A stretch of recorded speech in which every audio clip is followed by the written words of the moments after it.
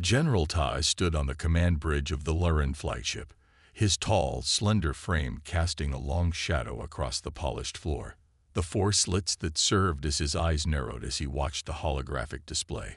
The human diplomatic vessel floated in space before him, small and seemingly insignificant against the backdrop of stars. Yet something about it troubled him. "They still refuse to power down weapons, General," Communications Officer Jun reported, his scaled fingers dancing across the control panel. "The human captain insists it violates their first contact protocols." Tay's skin shifted from its natural blue to a deeper indigo, a sign of irritation among the Lurin. No species had ever refused the standard greeting protocol in the 3,000 years of Imperium expansion. The disrespect was unprecedented. "Primitives," Ta muttered, his voice a low rumble that carried across the silent command deck. "They achieve basic space travel and suddenly think themselves equals." He moved closer to the hologram, studying the human ship. It was ugly by Lurin standards, all sharp angles and exposed thrusters, lacking the elegant biomechanical design of Imperium vessels. Their technology was at least 2 centuries behind the Lurin, according to intelligence reports. Commander Han approached cautiously. "The Supreme Council's assessment stands, General.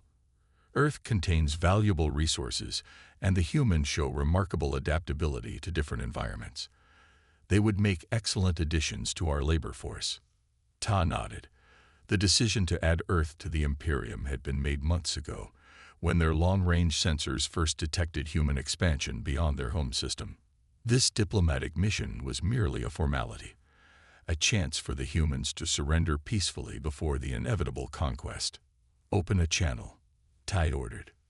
The main screen flickered to life, revealing the human captain. She was small, with pale skin and dark hair pulled back tightly. Tai found human faces difficult to read, but even he could detect defiance in her posture. "Captain Sung of Earth Vessel Harmony," Ta began, using the translation program.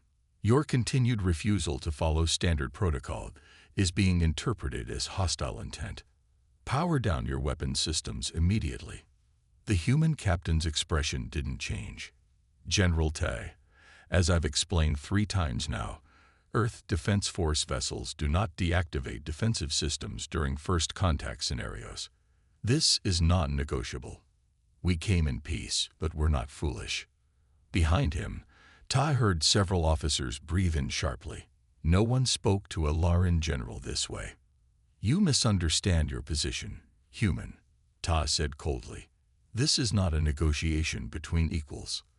The Lurin Imperium rules 500 worlds across 3 galactic arms. Your compliance is expected, not requested." Captain Sung smiled then, a small expression that didn't reach her eyes. "We've studied your expansion patterns, General. Your diplomatic missions to 12 other civilizations were followed by invasion within days. We won't be making the same mistake." Tada felt a chill along his spine. The humans had been watching them. For how long?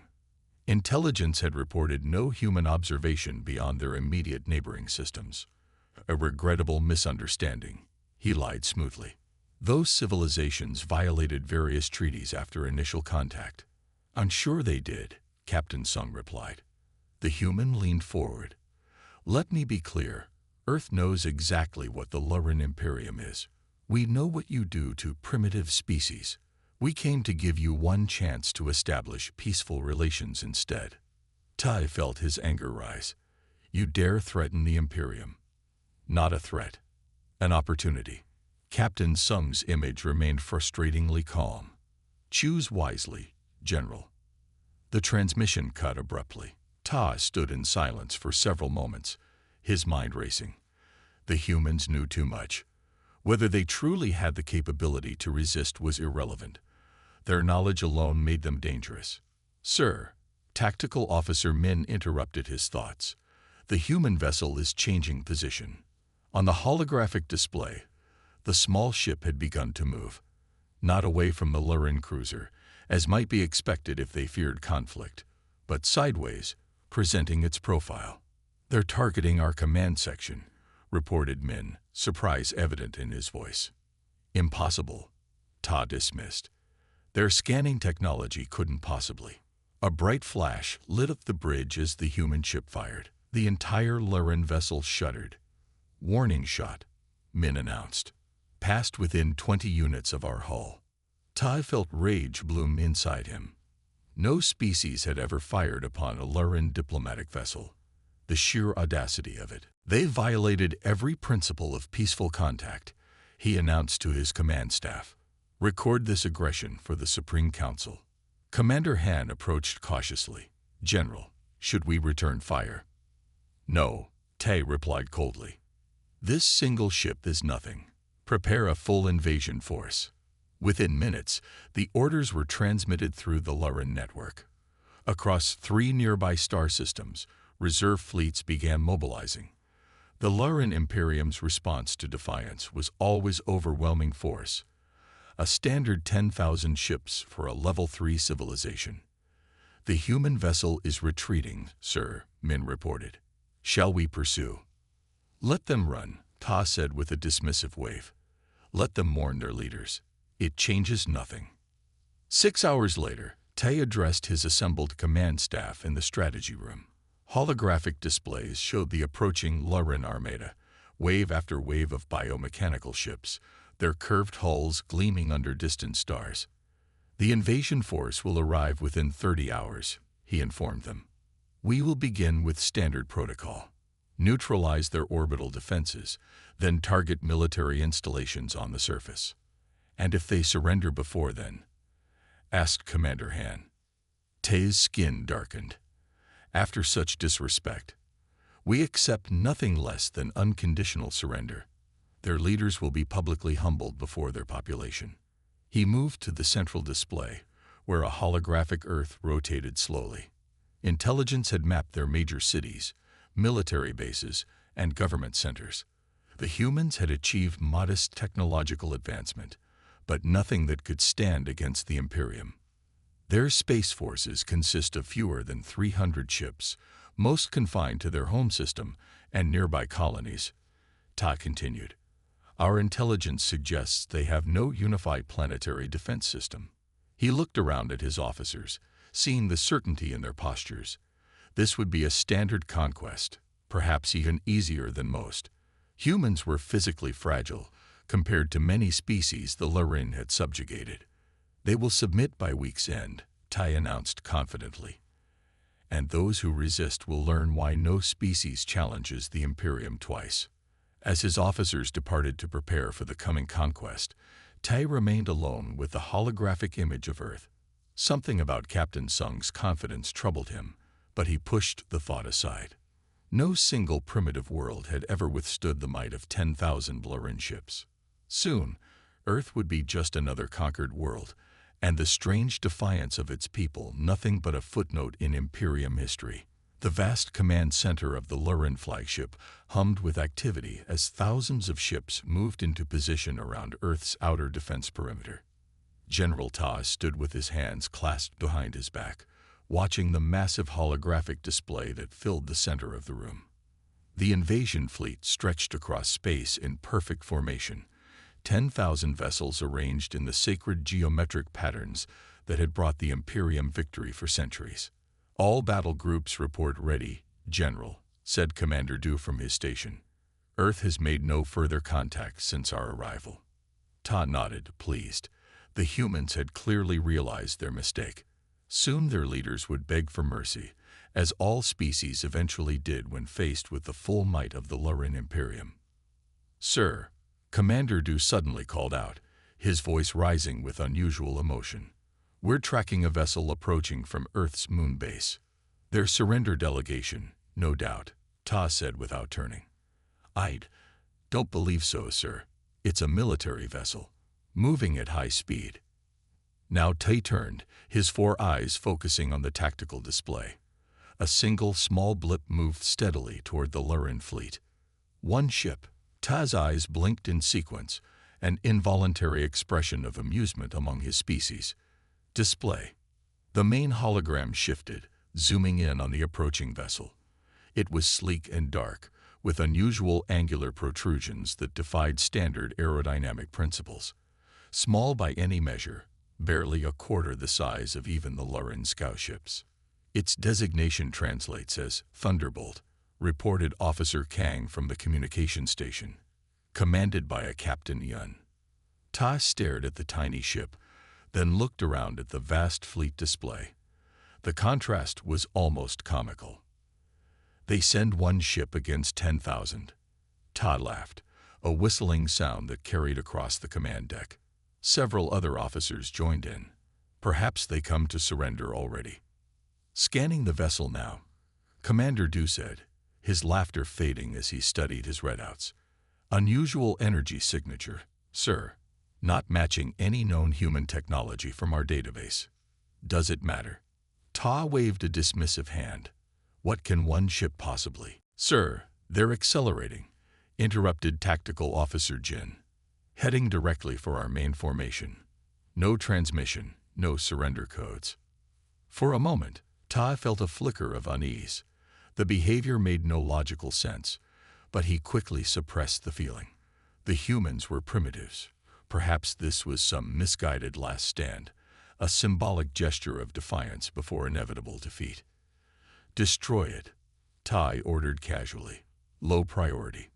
Task only Squadron 4. The order transmitted instantly. On the holographic display, a small group of 20 Lurin vessels broke formation, moving to intercept the lone human ship. Squadron 4 was comprised of older vessels. This was hardly a task worthy of their newest battleships. Time to intercept. 3 minutes, reported Jin. Todd barely paid attention, turning instead to Commander Du. Prepare the planetary invasion sequence. I want landing coordinates for the first wave. Du nodded and moved toward the strategy table, but kept glancing back at the tactical display. The human ship continued its approach, showing no signs of slowing or changing course despite the 20 warships moving to intercept it. Sir, Jin called out. Squadron 4 has engaged the human vessel. Ta glanced at the display with minimal interest. The 20 Lurin ships had surrounded the tiny human vessel in standard containment formation. The Thunderbolt is not responding to final surrender demands, Jin continued. Of course not, Ta said. They sent it as a sacrifice. Some primitive notion of honor, no doubt. Destroy it, and let's proceed with. An alarm blared across the command deck. The holographic display flashed red around Squadron 4. What's happening? Ta demanded. Jin's fingers moved frantically across his console. The human vessel. I don't understand these readings. On the display, the neat formation of Lurin ships had broken apart. 3 of them were already showing critical damage indicators. Impossible, Ta whispered. The next 2 minutes unfolded in stunned silence. The command deck crew watched as the tiny human ship moved with impossible speed and precision between the much larger Lurin vessels. It never stayed in one position more than a few seconds, its movement pattern defying all standard prediction algorithms. 5 ships lost, Jin reported, his voice hollow with disbelief. How? Ta demanded. The human vessel appears to be absorbing our energy weapons and redirecting them, Jin said. And its movement pattern. Our targeting systems can't establish a lock. Ta watched in growing horror as more Lurin ships winked out on the display. The human vessel was untouched, dancing between enemy fire with what almost seemed like playfulness. 12 ships lost, Jin updated. Commander Du returned to Ta's side. General, should we send reinforcements? Ta couldn't answer immediately. His mind raced through tactical possibilities. Was this some trick? A holographic illusion? Perhaps the humans had developed some localized interference technology. 17 ships lost, Jin reported, his voice now shaking. The remaining 3 are attempting retreat. Retreat, Ta roared, finding his voice at last. Lurin ships do not retreat. Override their command systems. But it was too late. The display showed the 3 surviving ships attempting to break away from the engagement zone. The Thunderbolt pursued them relentlessly. 18. 19. Jin counted quietly. The command deck fell into complete silence as the final Lurin ship disappeared from the tactical display. Squadron 4, 20 warships, each capable of destroying a small moon, had been completely eliminated. The human vessel is intact, Jin reported unnecessarily. Everyone could see the single blip now turning toward the main Lurin fleet. This is some deception, Ta said, though his voice lacked conviction. They cannot have developed such technology without our knowledge. The destruction is confirmed, General, Commander Du said quietly. Squadron 4 has been lost. All 20 ships. Tai stared at the approaching human vessel. How had Earth hidden such capabilities? The Imperium's intelligence network was unmatched across the galaxy. It was inconceivable that humans possessed technology that could so easily defeat Lurin warships. Your orders, General. Commander Du prompted. Ta straightened his posture. This single ship, however advanced, could not stand against the remaining force of 9,980 vessels. Deploy Battle Group 7, he ordered.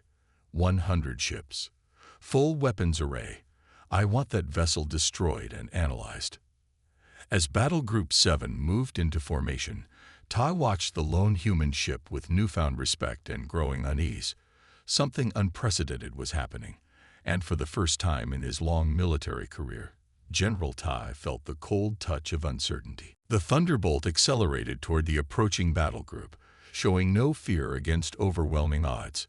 Whatever technology the humans had developed, Tai was determined to uncover its secrets after he reduced their ship to scattered atoms. Impossible. General Tai's fist crashed down onto the command console with such force that the metal surface dented slightly. His skin had turned a deep purple, the Lurin physiological response to extreme stress and anger. Around him, the command deck was eerily silent despite being filled with officers. No one dared speak as their leader struggled to comprehend the disaster unfolding before them. Play the battle recording again, Tai ordered, his voice dangerously quiet. Officer Jin nodded and tapped several commands. The main holographic display reset and began showing the most recent engagement. Battle Group 7, 100 of the Imperium's finest warships, moved into perfect attack formation around the lone human vessel. The formation was mathematically precise, each ship positioned at exactly the optimal distance for maximum firepower, with minimal friendly fire risk. The Thunderbolt sat motionless at first, seemingly trapped. Then, as the Lurin ships opened fire, something extraordinary happened. The energy beams from the Lurin weapons appeared to bend toward the human ship, but instead of causing damage, they seemed to be absorbed into its hull. For 3 seconds, the Thunderbolt glowed with accumulated energy.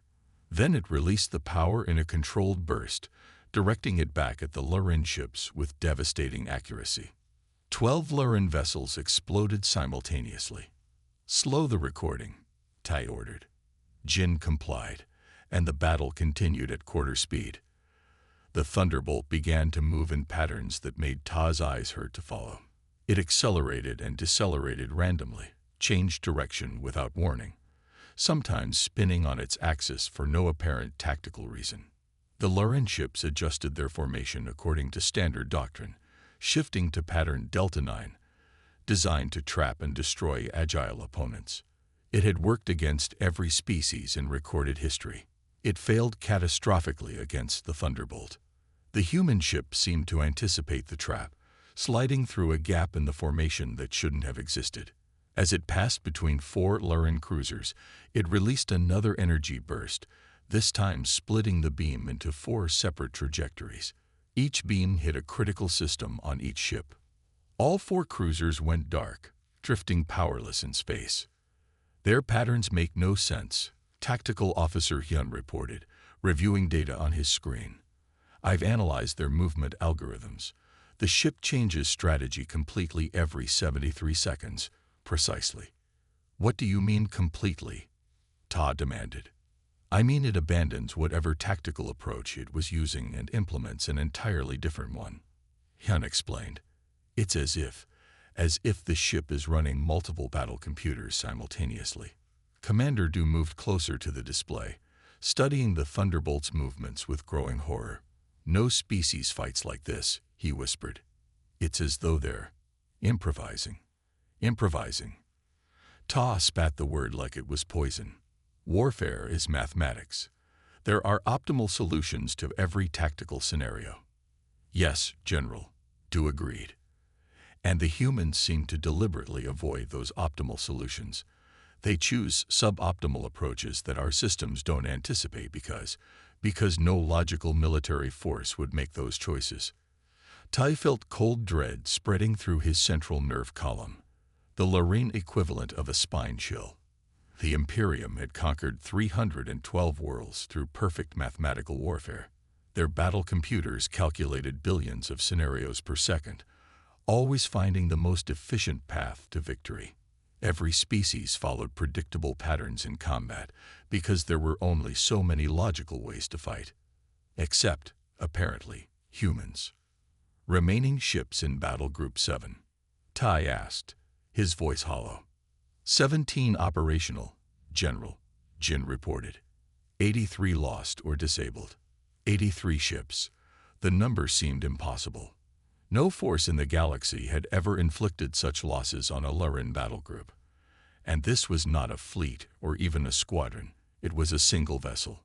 The Thunderbolt is moving again, Hyun announced. It appears to be heading toward Battle Group 3. On the main display, the human ship accelerated toward another section of the Lurin fleet.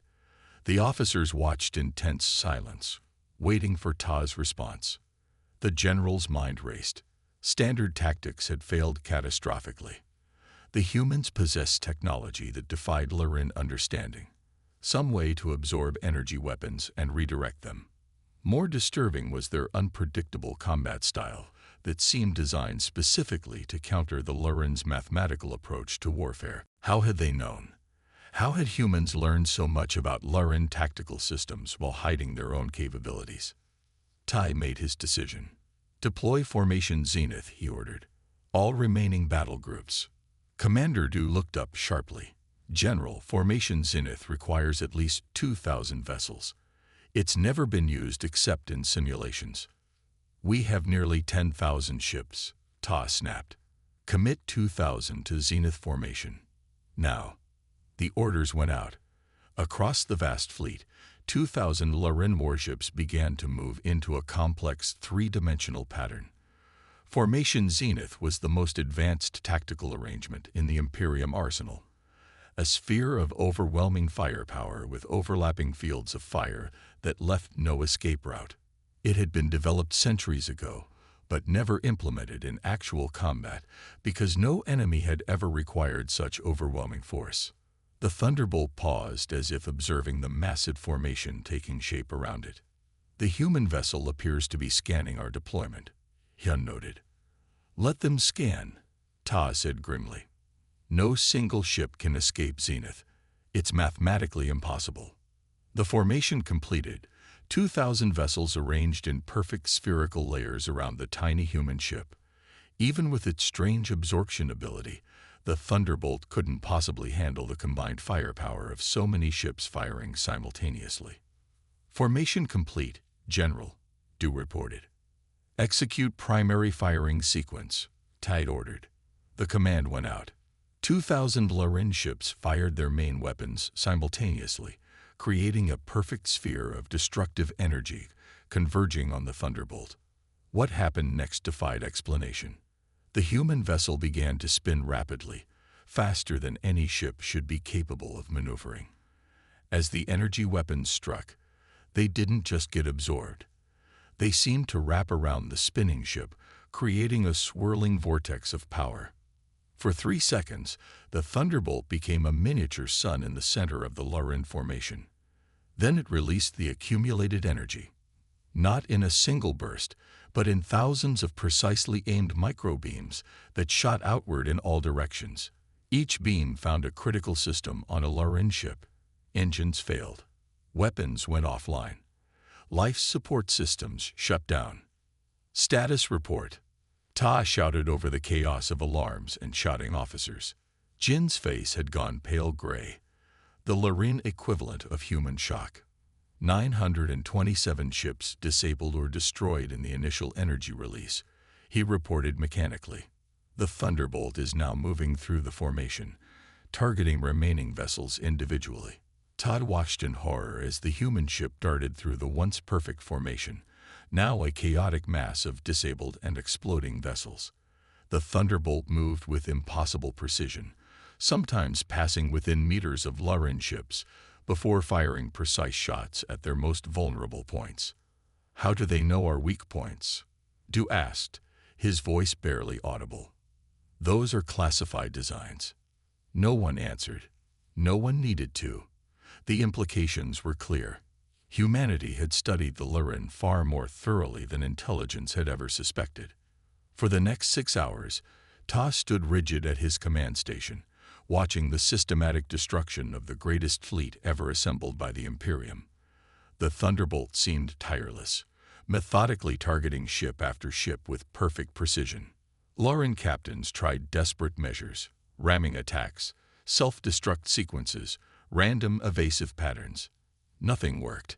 The human vessel anticipated every move, countered every strategy. By the time the Laren day cycle had completed, the unthinkable had happened. 1,004 ships remaining operational, General Jin reported, his voice devoid of emotion. "Half the formation has been destroyed." Ta stared at the display, showing the scattered remnants of his once mighty fleet.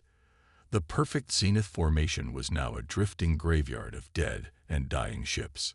And still the Thunderbolt moved among them, untouched, undamaged. For the first time in his long military career, General Ta of the Laren Imperium faced a truth he had never believed possible. They were losing. 5,000 ships lost, General, reported Commander Du. His voice was flat and emotionless, the characteristic Laren response to extreme stress. Du's skin had faded to a pale gray, and the bioluminescent spots along his neck had dimmed almost to darkness. Around the command center, other officers showed similar signs of shock and exhaustion. General Ta stood motionless before the main display. He had not moved from this position for over 20 hours. His uniform, normally pristine, was wrinkled from constant wear. The battle had raged for 3 days without pause, and Ta had refused to leave the command deck even for sleep. "Display current fleet positions," he ordered, his voice raspy from overuse. The holographic map updated, showing the scattered remains of what had once been the mightiest invasion force in Laren history. The glowing dots representing surviving ships seemed pathetically few compared to the vast armada they had arrived with. Red markers indicated destroyed vessels, while yellow showed disabled ones drifting helplessly in space. And there, moving with terrible purpose through the chaos, was the single blue dot representing the Thunderbolt. "The human vessel still shows no signs of damage," Officer Jin reported from his station. "Its energy signature remains stable. No degradation in performance or maneuverability." Tai closed his eyes briefly. It defied understanding. A single ship had been fighting continuously for 3 days, outmaneuvering and outfighting thousands of Laren vessels without showing any signs of fatigue or damage. "What about the crew?" Tai asked suddenly. "They must rest eventually. Even humans have biological limits." Commander Du shook his head slowly. "Our scans can't penetrate their hull shielding to confirm life signs, but all evidence suggests the ship continues to operate at peak efficiency. No decline in reaction time or tactical decision-making has been observed." "Multiple pilots, perhaps," suggested Jin.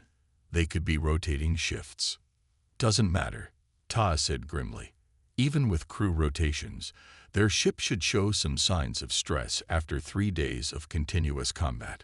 A new alarm sounded from the tactical station. Officer Hyun's hands moved quickly across his console. "Battle Group 9 reports heavy losses," he announced. "The Thunderbolt has changed tactics again." On the main screen, they watched as the human vessel executed a series of maneuvers that made no tactical sense by Laren standards. It deliberately positioned itself in the crossfire between 2 groups of Laren warships, then darted away at the last possible moment. "They're using our own formation against us," Tactical Officer Hyun observed, eyes wide with horrified realization. The human ship positions itself so our vessels fire upon each other. True enough, the screen showed Lurin energy weapons striking their own ships as the Thunderbolt evaded at the last second. 3 Lurin cruisers exploded from friendly fire. Order all ships to cease fire when the target moves between friendly vessels, Tai commanded. Already tried, sir, Du responded. The Thunderbolt anticipates the ceasefire and uses the pause to launch precise strikes against our vulnerable systems. Ta watched as the pattern repeated. On the command deck viewing screen, the Thunderbolt danced between Lurin warships, causing confusion in the rigid attack patterns. When Lurin ships adjusted formation, they inevitably crossed firing lines. It was like watching a small predator deliberately leading larger creatures into traps. This can't be standard human tactics, Ta said quietly. No military doctrine includes such chaos. Perhaps that's their strength, Commander Du replied, his voice equally soft. They fight like no other species because they think like no other species. A communications officer approached cautiously, bowing low before Ta.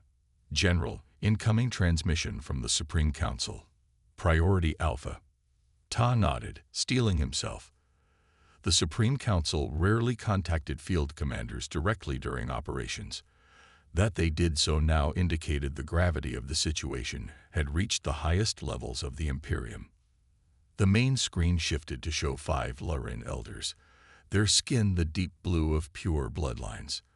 Their combined age represented over 2,000 years of experience governing the Imperium. General Ta, spoke the center figure, Elder Son. We have been monitoring the situation. Your reports are disturbing. Ta bowed deeply. Honored elders, I take full responsibility for. We are not concerned with responsibility at this moment. Elder Son interrupted. We require understanding. How is this possible? Ta struggled to find words that wouldn't sound like excuses. The human vessel possesses technology we have never encountered. It can absorb our energy weapons and redirect them with precision. More concerning is their tactical approach, which defies all standard combat algorithms. The elders conferred briefly among themselves, speaking too quietly for the transmission to capture. General, Du whispered urgently beside him. Battle Group 10 reports the Thunderbolt is targeting their command ships specifically. Another series of red dots appeared on the tactical display as more Lurin vessels were lost. The systematic way the human ship was eliminating command vessels suggested it understood the Lurin chain of command perfectly. Elder Son spoke again. General, our analysts suggest withdrawing to defensive positions and studying this human technology before engaging further. Ta felt a complex mix of emotions. Relief that the Council was not ordering him to continue a clearly losing battle, but also shame at being the first Lurin general in history to retreat before a lesser species. We have attempted to withdraw multiple battle groups, Tay reported. The human vessel pursues and prevents organized retreat. It seems to anticipate our jump coordinates. The elders' expressions darkened, a literal change as their skin shifted to deeper blue tones. How many ships remain operational? Asked Elder Mun, the oldest of the council. 4,823, honored elder, Tay replied, though that number decreases hourly. The implications hung silently in the air. Over half the invasion fleet, 5,000 ships, destroyed or disabled by a single human vessel. General, Du said quietly, interrupting the tense silence. The Supreme Council requests your assessment. All eyes turned to Ta. His next words would define his legacy. They would be recorded in Imperium history and studied by military cadets for generations. Would he be remembered as the general who lost the greatest fleet in history, or as the leader wise enough to recognize an unprecedented threat?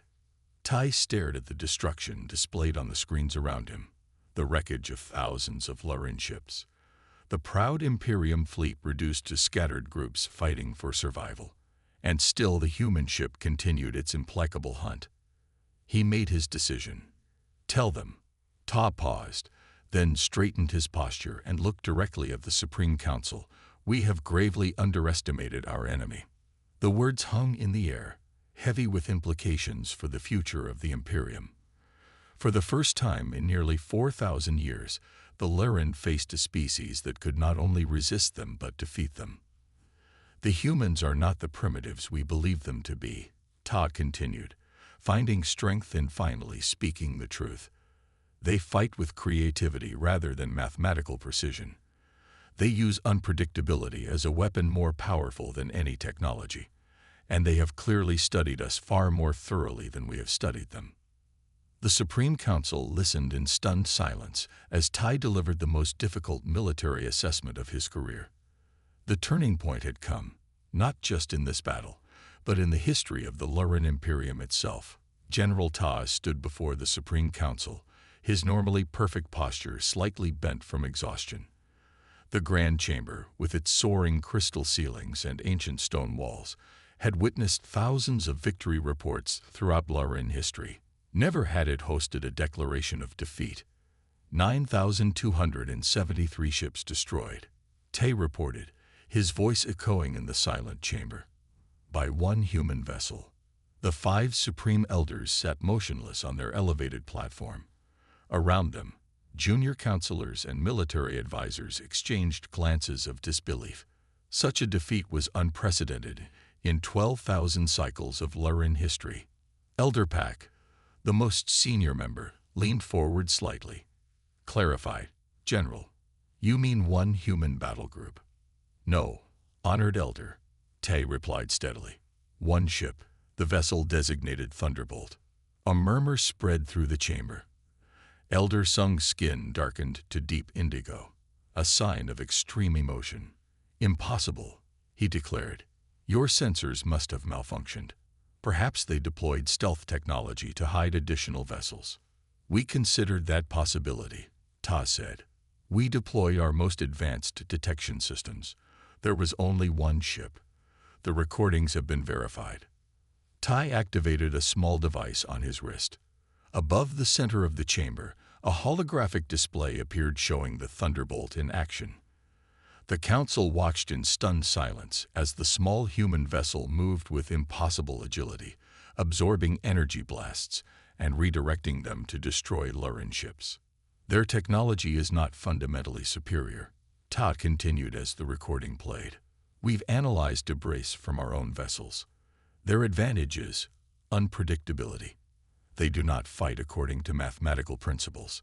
Each human seems capable of independent decision-making without central algorithm control. Impossible. Elder Sung objected again, though with less conviction. No effective military can function without unified mathematical precision. Chaos leads to inefficiency and defeat. Nevertheless, Tay replied simply, gesturing to the holographic evidence, they have decimated our fleet. Elder Pack raised a hand, stopping the recording. The humans knew we were coming. They prepared specifically for us. Yes, Tay acknowledged. Intelligence now believes they have been studying us for decades, possibly using stealth observation platforms. While we dismissed them as primitives, they were learning our weaknesses. And you retreated, said Elder Mun, speaking for the first time. The accusation hung in the air. Ta straightened his posture. With fewer than 700 operational ships remaining, continuing the engagement would have resulted in total loss with no strategic benefit. The human vessel showed no signs of damage or fatigue after 5 days of continuous combat. Silence fell over the chamber as the council absorbed this reality. The Lyran Imperium had never signed a peace treaty in its long history. Every conflict had ended in either conquest or the complete destruction of their enemies. What do the humans demand? Elder Pack finally asked.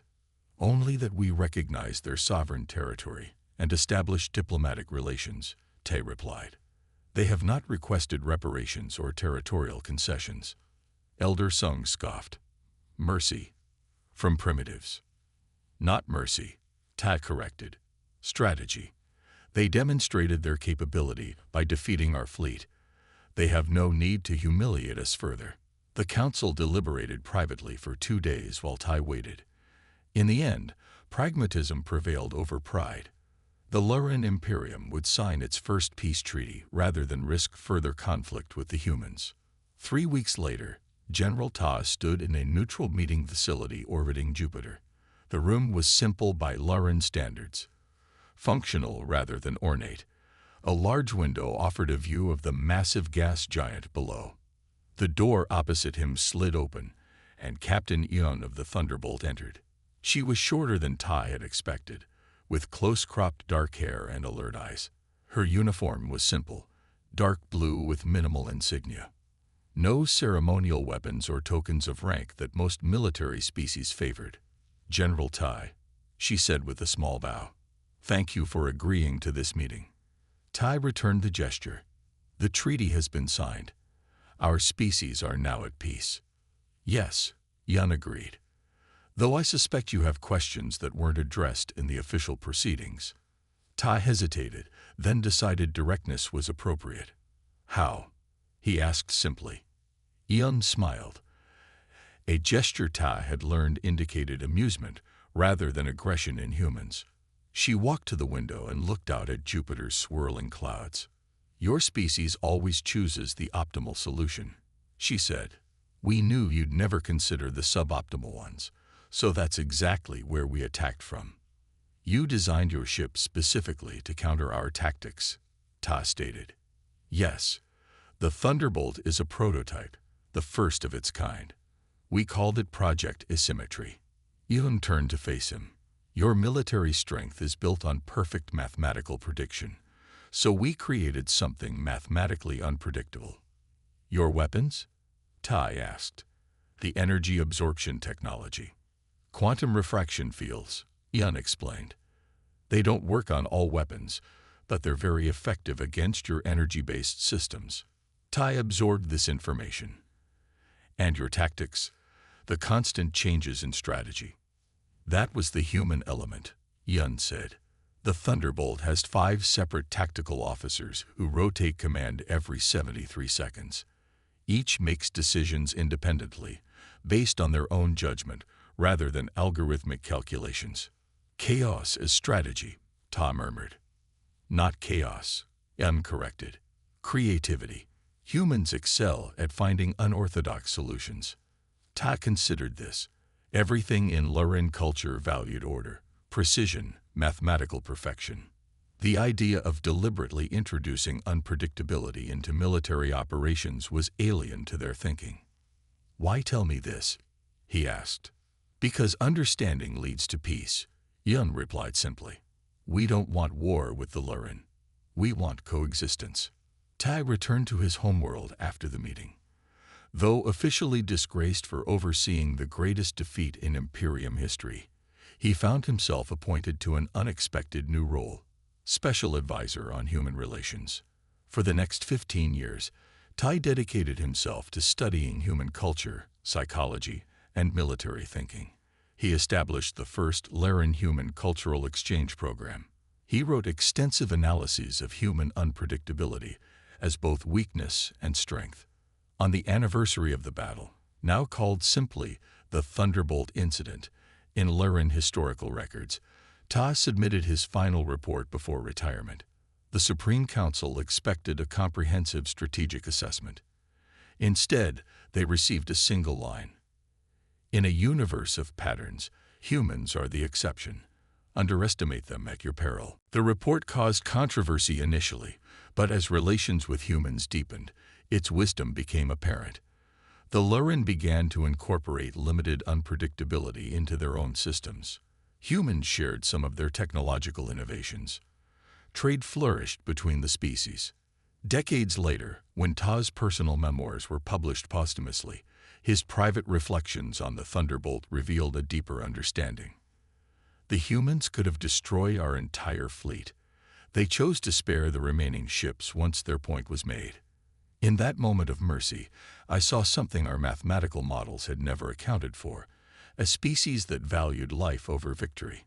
Perhaps in that quality, more than any weapon or tactic, lies their true strength." The end.